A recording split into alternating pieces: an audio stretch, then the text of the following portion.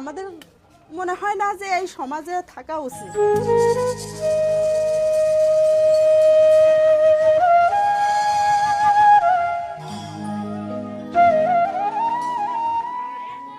আছে এই হেক রাম দাও চাইনিজ কুরল, তারপরে বোমা আনেছে, পিস্তল আনেছে, আনি আমারে গলায় ছুরি বাঁধাতে যাওয়ার কাজে তোরা স্বামী রাখনে আমরা দৌড় মারছি, দৌড়ে দৌড়ে পলাইছি। সাইডে ওই যে ওই সব জায়গায় আগান বাগান ও যে ওই সব জায়গায় দাঁড়া দাঁড়া ফুকসি দিয়ে দেখতেছি।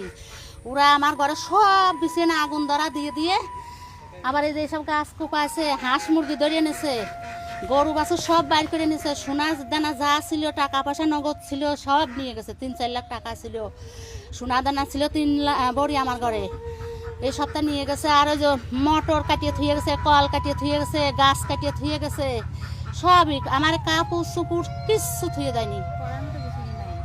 এখন যে গোসল করে পরবো বা একটু পানি গালে দেবো, সে গ্লাসটাও থুয়ে যায়নি, কিচ্ছু থুয়ে যায়নি।